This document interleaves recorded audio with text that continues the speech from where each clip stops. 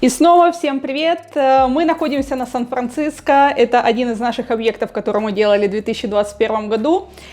И это первая, наверное, квартира, которую я сильно перекроила, потому что была дурацкая планировка от застройщика однокомнатной квартиры в 70 квадратных метров. А мы хотели добавить максимально функционала, чтобы это была полноценная квартира, чтобы ее можно было выгоднее продать под семью. Первое, что я начну рассказывать, это планировку. Быстренько пройдемся, покажу, где что находится. После этого начну по зонам рассказывать, из чего мы это все сделали, сколько это стоило. И начнем рассказ о планировке. Планировка у нас 70 метров квадратных по площади общей была. Я сюда добавлю, как это выглядело от застройщика. Это была большая комната, кухня, open space, которая вообще располагалась абсолютно в другой стороне от того места, где я сейчас нахожусь. А там, где я сейчас нахожусь, это была спальня, которая на входе напротив коридора, вот, то есть, грубо говоря, с лестничной клетки ты заходишь и сразу попадаешь в спальню, что мне показалось очень некомфортным и нелогичным. И еще один момент, то, что в этой комнате у нас расположен балкон. Поэтому я приняла решение, что мы абсолютно поменяем местами жилую зону с кухней-студией. И быстренько сейчас рассказываю. Вот этот квадратик, где я нахожусь, у нас по метражу порядка 25 квадратных метров. Здесь влез 3-метровый огромный диван с вот этой вот зоной лежбища, можно так сказать. Размер его 1,80 м. То есть 1,80 м на 3. Изначально весь дизайн-проект по этой квартире разворачивался из того, что у нас тут должна была появиться кухня-студио, которая напротив коридора, где я только что стояла.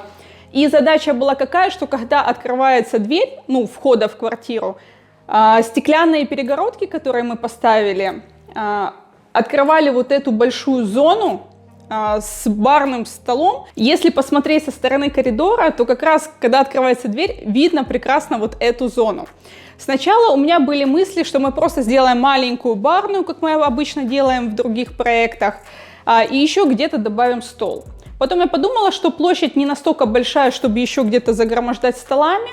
Я решила отдать большую часть на диван, если много гостей приходит, чтобы они могли тут разместиться. И сделать большую полубарную столешницу из серии, как вот в ресторанах делают. Знаете, сейчас есть столики, а есть такие большие длинные полубарные столешки, где комфортно садиться всем членам семьи или там можно попарно и общаться. Данная столешка у нас по длине вышла где-то 2 метра. Тут у нас 4 посадочных, с той стороны еще можно 2 добавить. Это зона кухни.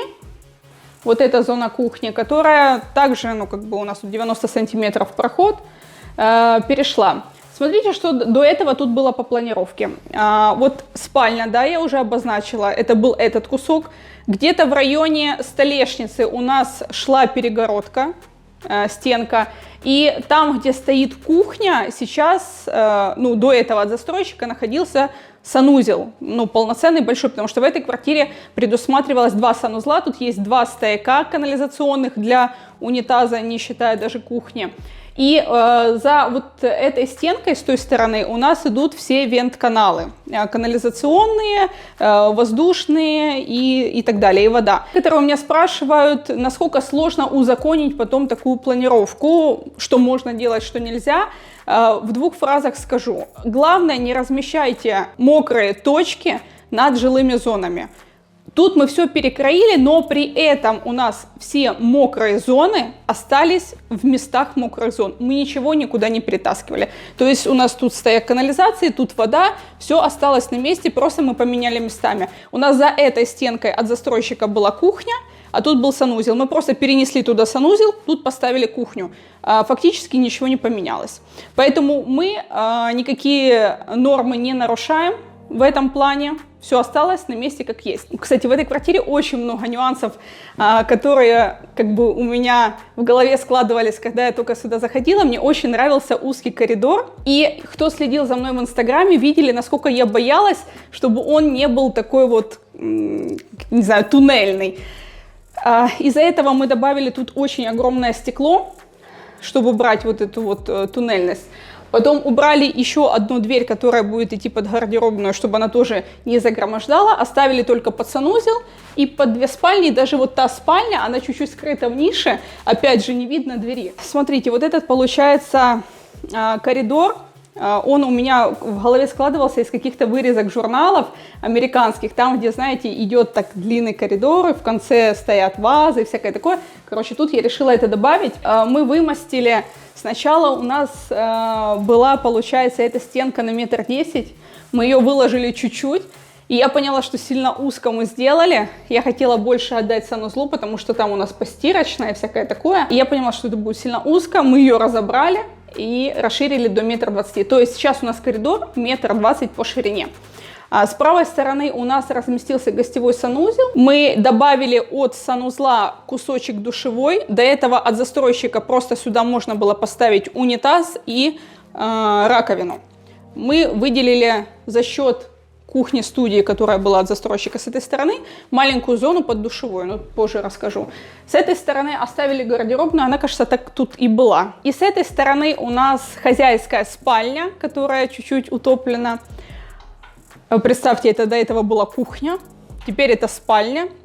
Она где-то по площади квадратов 12 осталась. Сюда влезла полноценная кровать 1,80 м на 2 метра и со своим входом в санузел, который квадратов так на 4 квадрата остался. Дальше у нас получается с этой стороны детская комната. Даже кто видел, кто помнит, мы вот тут делали такую стенку и с Давидом планировали, тогда расчерчивали, чтобы эта комната не была настолько маленькой и неудобной. Многие, кто приходили, когда это просто были кирпичные стены, говорили, что какая-то маленькая комната, что вы сюда поставите. Но в любом случае она получилась очень хорошая. Получается, у нас мы разместили всю зону по контуру, чтобы освободить побольше места для передвижения ребенка. Это также может быть кабинет, это, кровать можно поменять на диванчик, или оставить как есть, или это может быть гостевая комната. То есть тут есть вариации, как можно использовать эту комнату по-другому. До этого, еще раз 115 раз повторюсь, это было всего спальня и кухня-студия.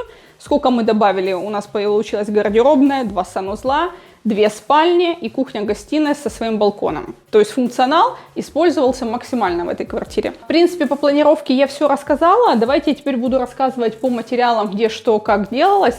Материал в каждых из комнат у нас перекликается с последующими. То есть ДСП, которая использована в основном в этой всей квартире, оно один материал. Я добавлю, не буду врать, не помню точное название, именно ДСП. Здесь использовали столешницы. Столешница, получается, у нас влагостойкая. Она есть в спальне, она есть у нас на кухне и в санузлах, также на умывальниках они стоят. Тут сделана подсветка, кучу выдвижных ящиков подобавляли. Стол чуть-чуть занижен, ниже нормы, то есть если нормы, стандарты стола письменного это 76 сантиметров. Тут он где-то в районе 74 у нас вышел в связи с тем, что мы хотели, чтобы открывалось окно и не делать подоконник, то есть чтобы у нас не было никаких ступенек. Из-за этого мы решили, что в принципе ребенок будет тут жить маленький, поэтому ему будет достаточно такой высоты. Это единственная комната, в которой мы добавили оливкового цвета. У нас вообще по цветам в этой квартире серый с теплым деревом и кое-где добавлена оливка. Это текстиль, мебель у нас, и в этой комнате мы покрасили 2 стены в этот цвет. Также в этой спальне у нас сделана контурная подсветка в теневом шве натяжного потолка. Натяжной потолок мы ставим на всех объектах. У меня некоторые люди спрашивают, почему натяжной потолок, потому что реально с ним намного меньше геморроя, такого как с гипсокартоном. Он может треснуть, его могут неправильно смонтировать и много всяких нюансов. Натяжной потолок, он проще в эксплуатации, проще в монтаже, дешевле и побочных всяких эффектов от него намного меньше, чем от гипсокартона. Ну, эффектов я имею в виду не в плане здоровья, а в плане визуального. То есть для меня, как для строителя, мне легче ставить натяжные потолки, чем делать гипсокартонные. Вот так мы себе облегчаем жизнь.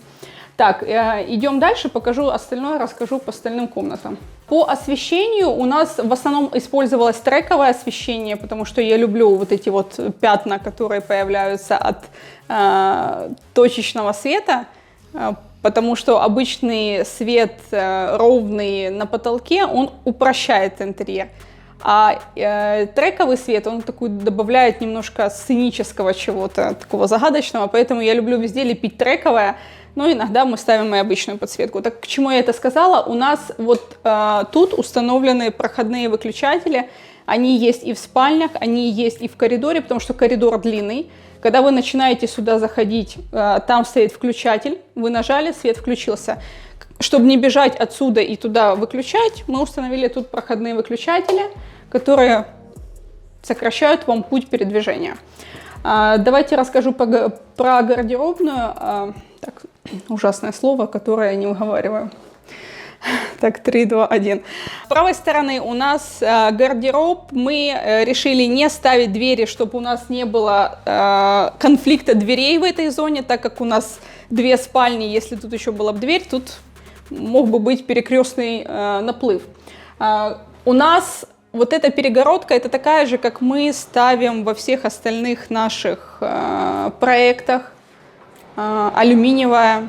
Кстати, кому интересно, все люди, кто от меня заказывал, всем понравилось. Поэтому пишите в Инстаграм, я даю контакты ребят, и они вам установят. Они даже, кажется, по Украине работают уже.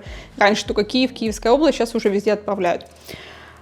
Смотрите, тут были нюансы по гардеробной двери. Вы скажете, почему она не до конца открывается? Потому что можно было сделать только проем, не теряя объема шкафов и объема вещей, которые там можно разместить. Можно было бы сделать только, ну, как так, чтобы он перекрывал какую-то часть.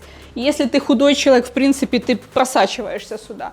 Либо второй вариант, мы специально удлинили рельсу, которая уезжает вот в эту сторону, и она практически полностью открывает проем. Если у вас объемы побольше, то, естественно, вы можете и так попасть в гардеробную, то есть с 2 сторон. Доводчики стоят и там, и там. Переходим, покажу по гардеробной. Тут, в принципе, и нечего показывать. Она у нас по квадратуре, наверное, квадрата 2, как мне кажется, или до 2, ну, где-то в районе такого.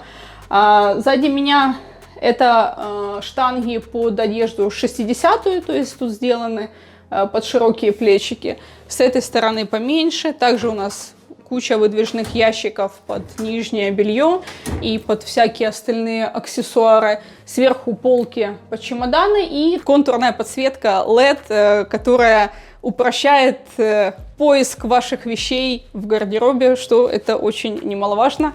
Так, идемте дальше. В спальне у нас было несколько нюансов по поводу, первое, это размещение кондиционеров.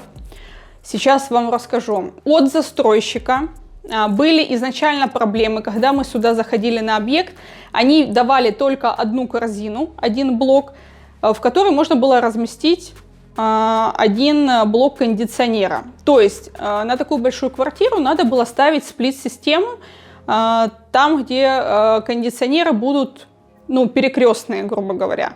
Что удорожало немножко проект, потому что обычный кондиционер, он стоит в 2 раза дешевле, чем сплит-система, которая идет на 2 или на 3 кондиционера, и плюс она еще идет инвенторная. Инвенторная — это то, что работает ниже, чем минус 5 градусов, то есть зимой ими можно отапливаться. Так вот, мы выбирали, в какую из комнату нам разместить кондиционера, потому что поставить 3 сплит-системы у нас выходило что-то порядка 80 тысяч гривен, и это было очень дорого, мы не могли себе позволить в этот бюджет.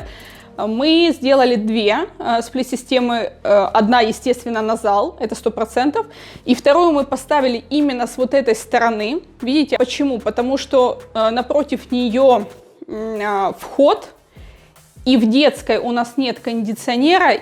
В случае, если сильно будет жарко, то можно при открытии дверей холодный воздух также будет попадать и в ту комнату.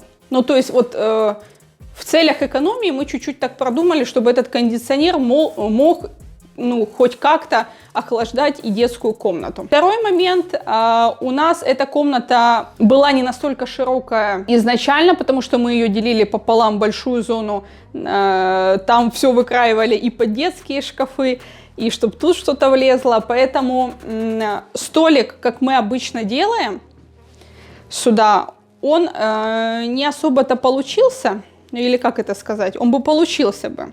Опять же, все упирается в бюджет. У нас ограничился бюджет, и мне сказали, все, больше ни копейки больше не тратим. Поэтому сюда можно дозаказать. Я видела в Юске или в Икее маленькие такие столики, которые для ноутбука или для чего-то такого. Но опять же, выводы мы все сделали. Так, дальше я вам хочу дать контакты по кроватям.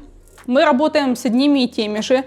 Здесь высота изголовья у нас 1,10 м, и, как мне показалось, это прикольный размер. Многие, наверное, могут спрашивать, а не будет ли голова тереться? Ну, скорее всего, будет. Когда вы сидите, ну, не обязательно ж вот так вот головой тереть об этот. То есть спиной вы нормально облокачиваетесь, мягко, все окей. Единственное, что, ну, голова вот так опирать, ну, может, не очень комфортно как будто будет, но по дизайну мы сделали таких два изголовья. Одно на желтую квартиру, я не знаю, вы будете смотреть до или после, когда это выйдет видео. Вот идентичное изголовье в желтом цвете мы сделали высокое. Как по мне, оно чуть-чуть потеряло в дизайне. Мне больше нравятся низкие изголовья. Если вы себе будете заказывать, как по мне, это прикольнее. И сейчас модно уже вот эти не линии, которые делаются, ну как бы это уже... Сильно много людей начали это делать, и это уже как бы стало чуть-чуть уставшим дизайном. Поэтому сейчас делают сплошные большие панели с таким небольшим радиусом. Короче, наши ребята вам изготовят. Вы пишите мне в Инстаграм, я вам даю контакты и все получите. И у нас еще в этой комнате есть свой выход в санузел, так как это хозяйская комната, и она обязана иметь свой санузел. И мы его тут разместили. Вы даже не представляете, насколько сложно было мне резать эту планировку. У меня кто-то из подписчиков, сразу отвечая на вопрос, задавали, сколько длился этот проект. Мы купили эту квартиру в декабре 2020 года. В марте или апреле месяце нам отдали ключи, ну, застройщик сдал дом, отдал ключи.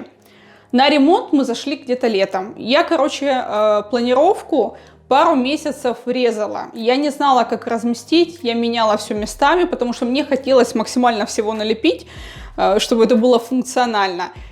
И вот этот вот санузел, который сейчас получился, помните, я рассказывала в начале, из-за того, что там коридор, сюда не становилась стиральная машинка.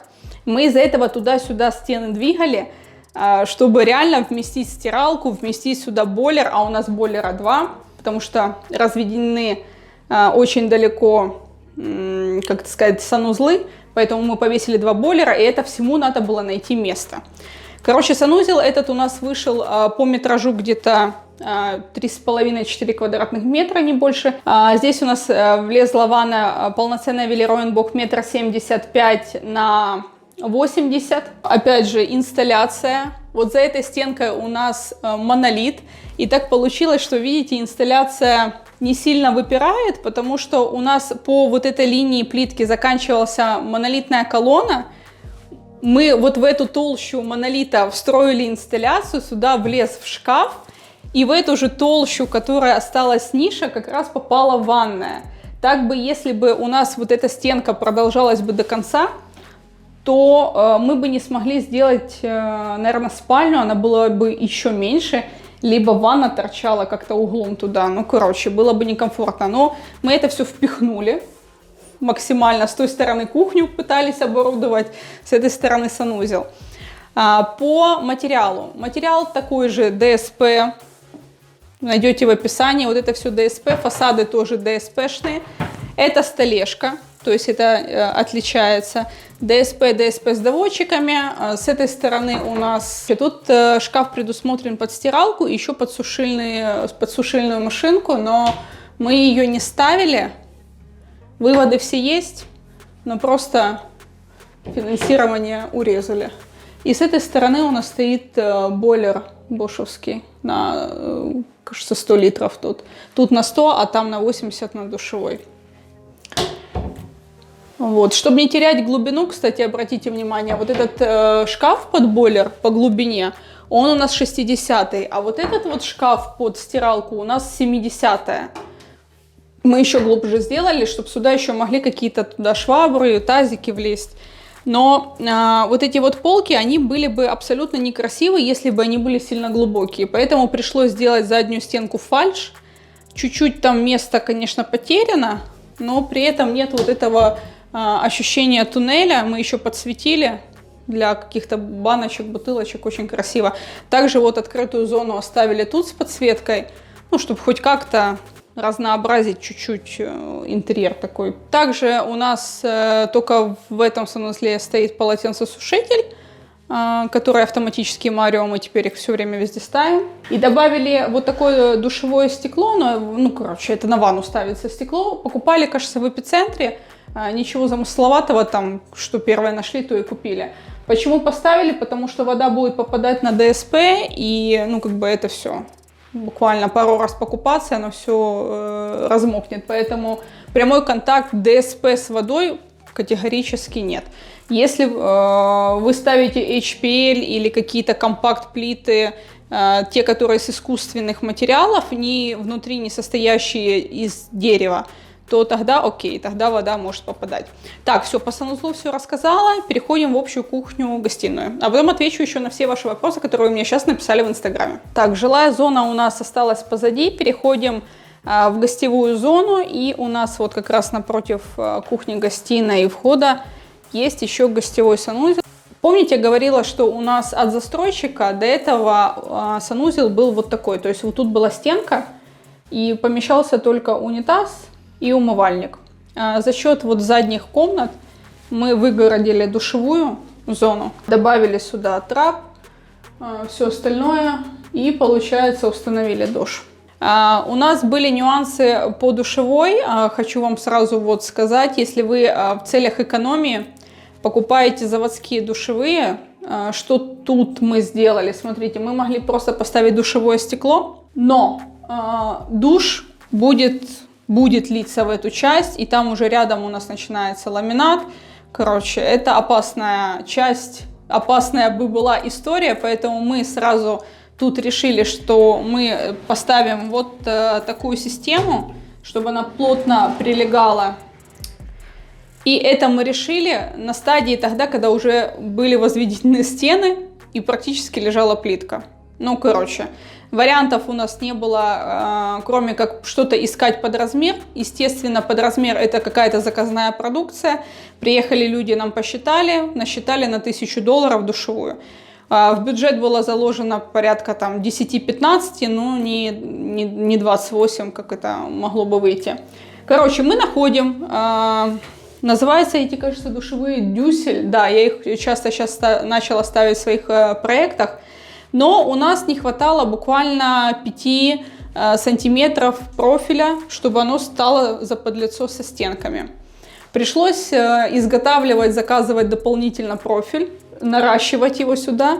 Но при этом, вот допустим, мы на профиль потратили 1000 гривен на заказной, и на душевую мы потратили порядка 9500 гривен. То есть мы сэкономили в 2 раза.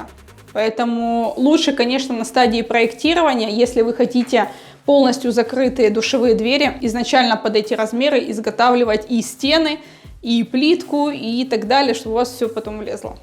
Так, из нюансов, что у нас еще, то, что все подписчики пищали, кричали, хотели узнать, что это такое. Это HPL-панель, которую мы ждали очень долго, где-то ее 1,5 месяца делали. У нас был уже окончен ремонт, мы даже сделали фотосессию, а унитаз у нас был не обшит.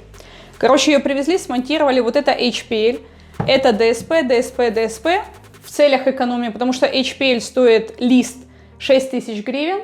Вот эти все вещи стоят до 2000 гривен. Если бы мы все делали с HPL, вы понимаете, какой был бы бюджет на ремонт. Поэтому тут HPL стоит только в зоне, где может попадать вода, потому что у нас тут гигиенический душ. Если тут будут поливать, опять же, мыть унитаз, то DSP тут пришел бы конец. Что такое HPL, вы можете, в принципе, загуглить. Это просто, принципе, тоже ДСП, но зашита очень большим толстым слоем пластика по контуру.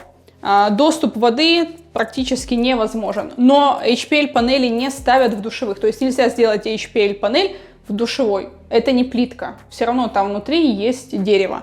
Поэтому это влагостойкая, но не водостойкая вещь. Ее с прямым контактом ежедневной водой не стоит тоже ставить. По плитке тоже куча народа писала. Мы такую плитку уже поставили на 3 или на 4 объектах. Добавлю в описании, это керамогранит, он широкий, метр на метр. Цена что-то была на него порядка 1000 гривен. Также мы изготовили из этого керамогранита столешницу под умывальник, потому что я не хотела сюда ставить столешку. Или она у нас закончилась по метражу, короче. Но чтобы не покупать новый лист, вы понимаете, потому что дополнительный лист, дополнительные расходы. Мы решили с остатков плитки сделать сюда вот такую вот столешницу. Просто запилили ее под 45 и снизу установили шкафчик чисто символически для каких-то мелких баночек. Ну и так, чтобы это по дизайну очертить. Я вам не показала. Вот у нас бойлер на 80 литров, плоский. Кстати, обратите внимание, что плоские бойлера на порядок дороже круглых бойлеров, поэтому вы, когда планируете свои шкафы и хотите сэкономить, это учитывайте. Вот если ставить что-то над инсталляцией, это сразу X2. То есть плоский бойлер стоит в 2 раза дороже, чем вот такой вот обычный. Даже того же объема, того же производителя, просто из-за того, что он плоский. И кухня-гостиная. Рассказываю, что с чего делали, и потом отвечу на ваши несколько вопросов с Инстаграма и расскажу про бюджет на эту квартиру. Тут также установлены у нас раздвижные перегородки для того, чтобы, если к вам приехали гости, можно было хоть чуть-чуть как-то звукоизолировать, а также запахи от готовки хоть как-то также можно контролировать, закрывая эти перегородки. Потолки везде у нас по всей квартире использованы натяжные. Там, где контурная подсветка, там теневой шов. Там, где обычное примыкание, ну просто примыкание с резинкой. Можно сделать по квартире полностью везде примыкание теневого шва. Это будет удорожание, но визуальный эффект реально круче, чем просто с резинкой. Поэтому, если хотите чуть-чуть переплатить, и сделайте намного круче будет, если по контуру будет весь теневой шов. Так, и по кухне рассказываю. По кухне, по размерам. Кухня, вот длина этой кухни 3 метра. С той стороны у нас стоит холодильник, это 60 сантиметров. Установлена ручка гола черная тут и тут. Фасады у нас, я добавлю в описание, но это из серии, как вот был кашемир, но это чуть-чуть другой оттенок. И цвет стен я вымешивала на объекте, ну, под это освещение мы красили, потому что все ралы, которые я подбирала, мы выкрашивали, они вообще не попадали в цвет фасада, чтобы у нас вот эти вот примыкания были как бы единые, чтобы у нас нигде не было полосок. Так, дальше у нас идет мойка на 600. Там просто открыто можно установить фильтра. Тут дозатор, мы его уже наполнили. Нержавеющая раковина. Посудомойка 450 модуль. То есть 600, 600, 450 модуль. И вот этот модуль пошире, потому что у нас варочная тоже идет на 600, но тут есть еще 2 кусочка, где-то по 10 сантиметров, то есть где-то 800. 800, и вот это вот в районе 600 то же самое. Духовка и микроволновка. Также тут шкафы под открытие, и сверху антресольки для тех вещей, которые вообще используете очень редко. По материалам, вот это ДСП и фасады ДСП тоже с такого... Вот он где был. Я его искала, поппер этот. Сушка под посуду. Что у нас тут? Вытяжка, бутылка воды спрятанная. Так, вытяжка тоже полностью закрытая. Короче, фасады ДСП, корпус ДСП. Фасады, там, где вот эти цветные, это пленка. Цвет я добавлю. Столешница влагостойкая, это отдельная, тоже берется. И задняя стеновая панель, это идет к комплекту, кажется, вот этой столешницы. У многих производителей именно к столешкам есть задние стеновые панели. Они тоньше, они 10, то есть 1 сантиметр толщиной, специально используются для зоны фартука. Их лучше, конечно, везде просиликонивать, промазывать во избежание контакта с водой. Но если аккуратно ухаживать за этой кухней, то с ней ничего такого страшного происходить не будет. И остров, который мы огромный остров сделали, он же обеденная зона. Здесь резать колбасу, отбивать мясо, лепить пельмени нельзя. То есть это как бы ДСП срощенное, такое же делается, как для обычных обеденных столов. То есть это не столешница по материалу. Тут производить какие-то кухонные невероятные вещи нельзя. Если на доске что-то резать, пожалуйста. Ставить горячую посуду или еще что-то нет. Ни в коем случае, иначе оно все сразу придет в негодность. Снизу у нас ящики, заваленные хламом. Тут, кстати, есть ящики под приборы. Ну, тут еще у нас приборов нет, но очень много ящиков. Реально можно тут накидать, тут накидать. И снизу такие же, тоже под посуду. Кухня получилась, как по мне, очень функциональная. Еще у нас установлены для острова такие розеточки. У нас тут 2 обычные на 220 плюс 2 USB. Для телефонов, для гаджетов можно подключать. Ну, опять же, может, какой-то миксер поставить. Получается, мы заказали люстру, которая абсолютно не такая должна была быть. Мы заказывали их на 2 квартиры с Китая напрямую. Короче, прождали месяца 1,5, заказывали, когда еще только ремонт, грубо говоря, начинали. И я поняла, что они не собираются ехать, потом мне сказали, что их побили, что их где-то поломали, давайте что-то другое. И мы в попыхах уже в конце заказывали вот эти люстры, которые были у нас в наличии. Ребята, которые мне полностью поставляют освещение, я также могу дать контакты, если вы напишите мне в Инстаграм. Они полностью помогают комплектовать треки, люстры, розетки, фурнитура, они все там, все вам могут сделать и при этом сделать еще скидку от меня. Поэтому, кому интересно, пишите в Инстаграм, мы дадим контакт. Одна из, наверное, последних таких главных деталей этой квартиры, это вот этот вот диван. Делают их, чтобы вы понимали, в Коломые. Я смотрела только по картинкам, при том, что я внесла 100% предоплату, и после этого мне только отправили диван на Киев. Покупали, грубо говоря, кота в мешке, но мне этот кот очень понравился, диван зашел. Но самое интересное, что люди, которые покупают сейчас эту квартиру, они попросили этот диван поменять. Понимаете, у нас, получается, теперь остался этот диван в наличии, а сюда мы поставим что-то с более высокой спинкой и с подушками, потому что они захотели. А этот диван, если вам интересно будет, я могу его продать, честно.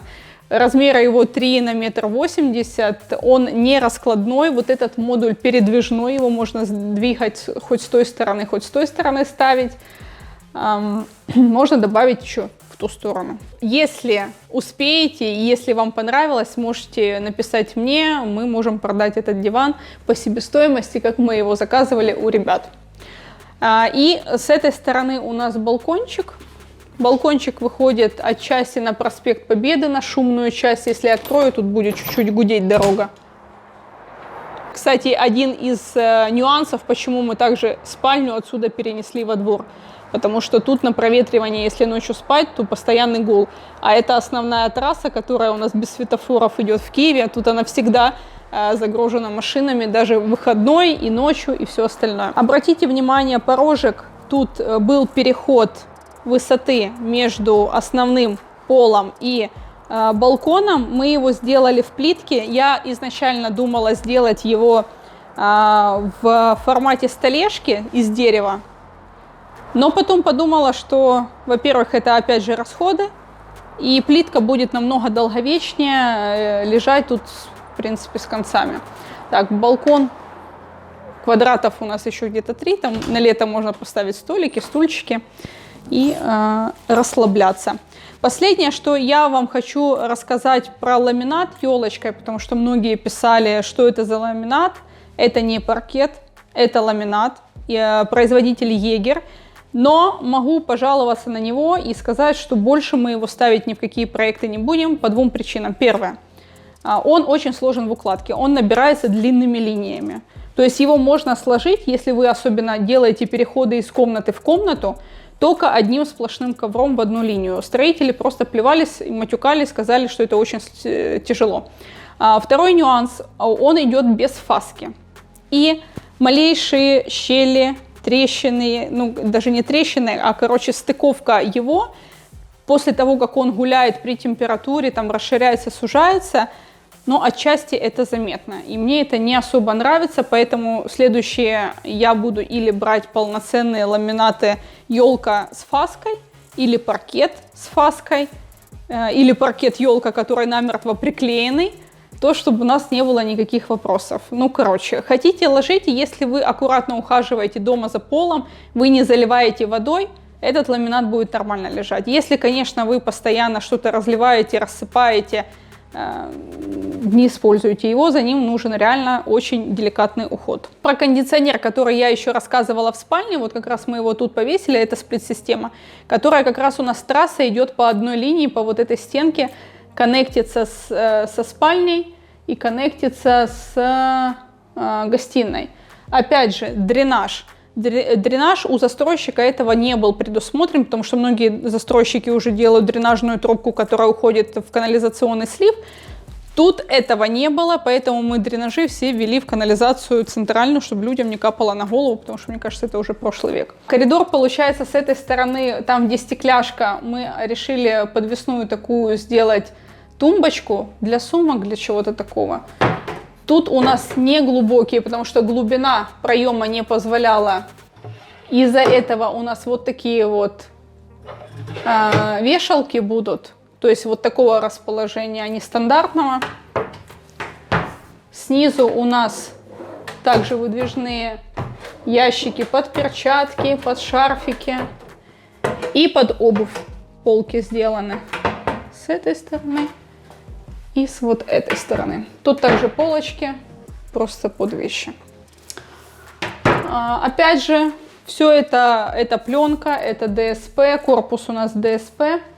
Сделана также такая зона для сидения. Тут можно положить подушки, но в принципе и так комфортно. Оно практически сразу возле выхода. Очень удобно сел, обулся и пошел.